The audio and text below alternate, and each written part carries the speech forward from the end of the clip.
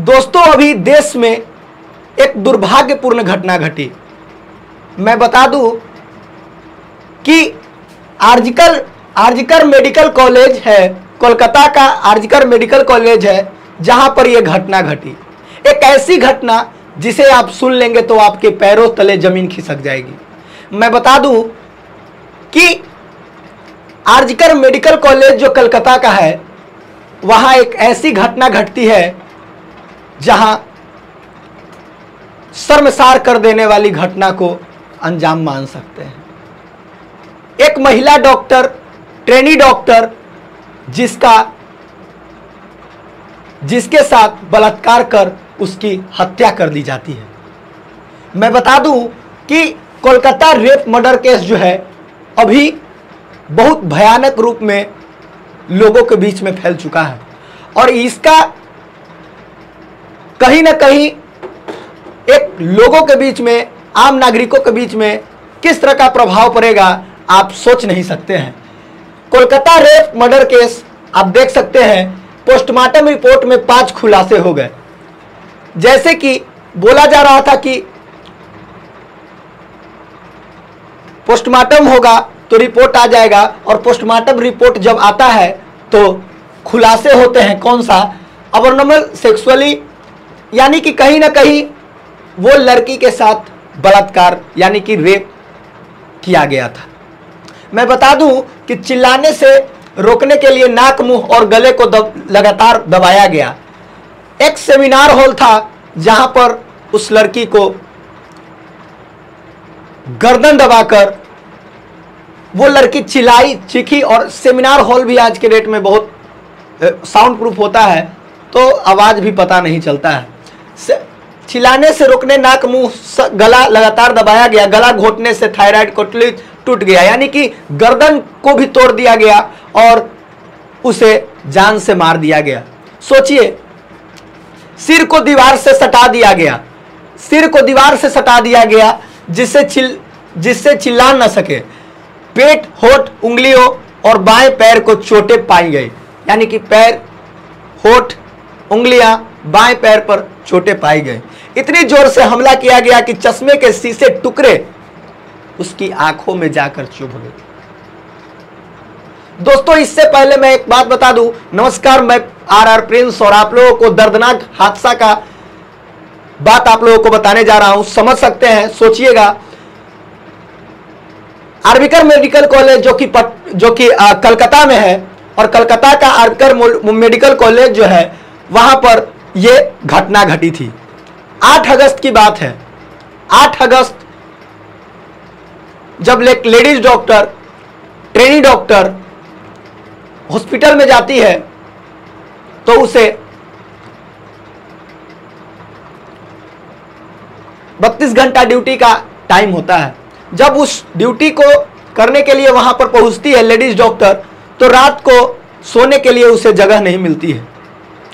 उससे पहले मैं बता दूं कि जब लेडीज डॉक्टर वहां पर पहुंचती है हॉस्पिटल में, तो वहां पर देखने को मिलता है कि लोग वहां पर, उसके दोस्त थे, 2 लोग थे जिनके साथ वे खाना वाना खाई और वहीं पर बैठी हुई थी। तब तक अचानक उसकी मां का कॉल आ जाता है। उसकी मां पूछती है कि बेटी खाना खाई कि नहीं खाई। मां उसकी चिंता व्यक्त करती है। बेटी हंसते हुए बोलती है कि मां, मैंने खाना खा लिया, आप आराम करो, मैं अभी ड्यूटी में हूं। मां खुश हो जाती है। मां बस बेटी का आवाज सुनकर सोचने लगती है कि मेरी बेटी सकुशल मंगल से होगी। लेकिन कौन जानता था कि इस तरह से बड़ा हादसा जो है एक दिन में, रातों रात में अंजाम बनकर निकलेगा। मैं बता दूं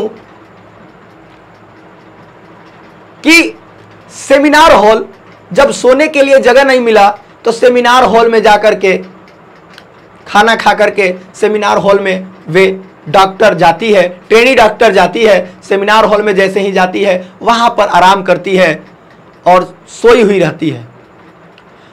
और अचानक सुबह होता है तो लोग वहां पे पहुंचते हैं और देखते हैं कि वो जो डॉक्टर थी वो आधा अध नग्न स्थिति में बनी हुई होती है और वे मरी पड़ी रहती है।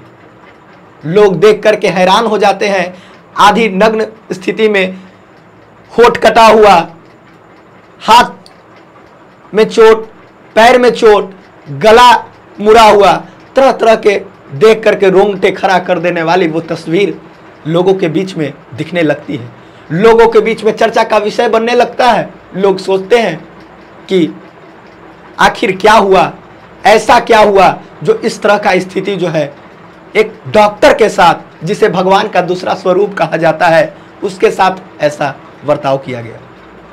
आखिर कौन है दोषी इसका, आखिर क्या कारण है, ये बात लोगों के बीच में सनसनी सी फैल जाती है। लोग सोशल मीडिया पर भी इस बात को फैलाने लगते हैं, लोगों के बीच में इस बात को पहुंचाने लगते हैं और कहीं ना कहीं ये मुद्दा जो है लोगों के बीच में, पूरे देश में उभर जाता है। जब रिपोर्ट आता है उस लड़की का तो साफ दिखाई देता है कि बलात्कार पाया जाता है और इसमें सीबीआई का जांच सारे लोग, सारे डॉक्टर, सारे लोग मांग करते हैं। आप देख सकते हैं कि किस तरह से जो है यहाँ पर डॉक्टर जो है, हर तरह के डॉक्टर जो है वे डिमांड कर रहे हैं कि no safety so no duty. अगर आप सेफ्टी हमारा नहीं रखेंगे तो हम ड्यूटी भी नहीं करेंगे। इस तरह का लोग जो है अपना सुझाव लोगों के बीच में दे रहे हैं हर जगह, चाहे वह मुंबई हो जाए, चाहे वह महाराष्ट्र मुंबई हो जाए, चाहे वह दिल्ली हो जाए, चाहे वह पुणे हो जाए, चाहे वह झारखंड हो जाए, चाहे वह बिहार हो जाए, चाहे वह यूपी हो जाए, चाहे वह उड़ीसा हो जाए, चाहे वह तमिलनाडु हो जाए, चाहे इंटरनेशनल आउट ऑफ कंट्री में भी ये बात को देखा जाए, तो हर जगह यही चर्चा है कि अगर सेफ्टी नहीं तो no duty. Justice delay in justice denied, यानी आप जल्द से जल्द न्याय दीजिए, इस बात को समझिए। जब ये मुद्दा लोगों के बीच में पूरी तरह से सनसना सा फैल जाता है तो पुलिस वाले के बीच में भी ये मुद्दा फैल जाता है। जब पुलिस वाले के बीच में ये मुद्दा फैलता है तो जब इस बात को आगे देखने लगता है, सारे लोग देखने लगते हैं, तो मैं बता दूं कि जैसे ही सुबह होती है तो हॉस्पिटल से कॉल जाता है उसके घर पे, करीबन 10 बजे तक के बीच में कॉल उसके घर पे, यानी कि लड़की के घर पे कॉल जाता है। और जब लड़की के घर पे कॉल जाता है तो उसके पिताजी पूछते हैं कि क्या हुआ, तो एक कॉल जाता है और उसके बाद कॉल करके जब पिताजी को कहा जाता है कि आपकी बेटी का तबीयत खराब है, सो आप हॉस्पिटल आ जाइए, और फोन कट जाता है।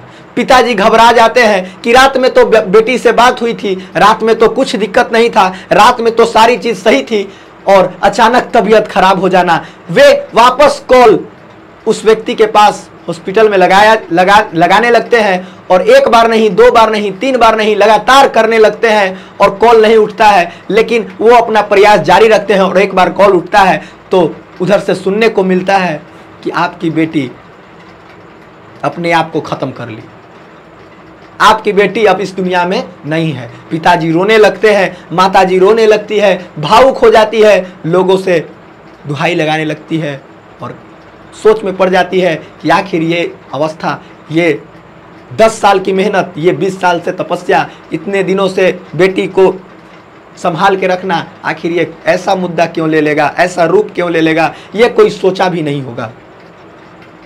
जब पुलिस वालों के बीच में ये बात पता चलता है तो सेमिनार हॉल में जाते हैं, और सेमिनार हॉल में जब जैसे ही जाते हैं और देख सकते हैं, यह संजय राय का तस्वीर है, और उसी वक्त पुलिस वाले को भी पता चल जाता है। पुलिस वाला जब जाता है वहाँ पे, जब पुलिस वाला वहाँ पहुँचता है तो पुलिस वाले भी वहाँ पर देखते हैं कि जो लड़की है उसका होठ कटा हुआ, उसका गर्दन टूटा हुआ, उसके हाथ छिलाए हुए, उसके पैर छिलाए हुए, हर एक जगह जो है उसका चोट पहुंचा हुआ और निर्मम हत्या कर दिया गया था।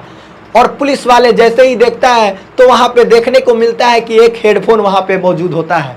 जब वो हेडफोन मिलता है तो कहीं ना कहीं उसे पता चलता है, और उस हेडफोन के जितने भी अगल बगल इर्द गिर्द लोग थे, उस सब लोगों से ब्लूटूथ ऑन करवा दिया जाता है और एक व्यक्ति का ब्लूटूथ ऑन हो जाता है और कनेक्ट हो जाता है।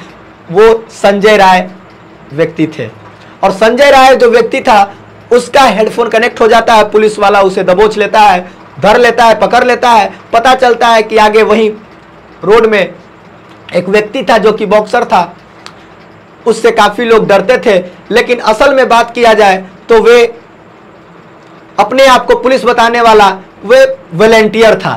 पुलिस लाइन में वे वॉलंटियर था जिसका काम होता है इधर उधर देखना, हॉस्पिटल में इधर उधर अगल बगल में सही देखभाल करना, इस चीज का काम होता है। लेकिन कहाँ पता था कि इस तरह का दरिंदगी जो है वो व्यक्ति कर सकता था।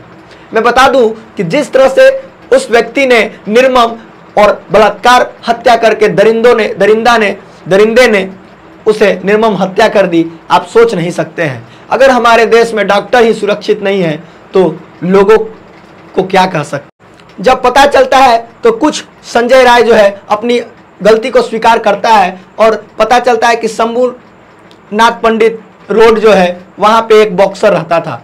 वे पुलिस वाला अपने आप को बताने वाला था और लोग भी उसे कहीं ना कहीं बोलने का चक्कर में रहते नहीं थे क्योंकि वे अपने आप को पुलिस वाला बताता था और वो एक वॉलंटियर था। उस हॉस्पिटल का वॉलंटियर जो थे वे पुलिस वाला एक तरह का वॉलंटियर था जो अगल बगल में इर्द गिर्द देख रेख करने में लगा रहता था।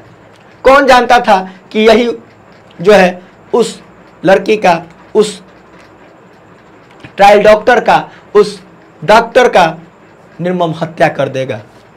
वे जब सेमिनार हॉल में जाती है लड़की तो पता चलता है कि वे लड़का वहां पे जाता है और उसको धर लेता है और उसके साथ उसका होठ काट देता है, उसका हाथ छील देता है, पैर छील देता है और उसके साथ निर्मम तरीका से बलात्कार करता है और उसे जान से मार देता है। उसे नग्न स्थिति में छोड़कर वहां से भाग निकलता है। मेरा ये कहानी, मेरा ये बात आप लोगों के बीच दुख पहुंचाने के लिए नहीं था, बल्कि आपको सचेत करने के लिए था कि आप लोग सचेत रहे, क्योंकि निर्मम दरिंदा जो है खुलेआम शहर में घूम रहे हैं और कब किसका मन इधर से उधर होता है, आप लोग ध्यान दें। आशा करते हैं इस परिस्थिति को ज़्यादा से ज़्यादा अच्छे से न्याय मिले, लोग ज़्यादा से ज़्यादा डॉक्टर जो है इनका समर्थन में उतर रहे हैं, हर देश के व्यक्ति इनके समर्थन में उतर रहे हैं और बंगाल पुलिस से लेकर के हर लोग जो है कहीं ना कहीं यहाँ पर इस बात का मुद्दा जो है छेड़ चुका है और सारे लोग इस मुद्दे को सजा के रूप में दोषियों को फांसी देना चाहता है। लोग चाहते हैं कि उन लोगों को फांसी हो जो इस तरह का दरिंदगी करने का प्रयास करते हैं।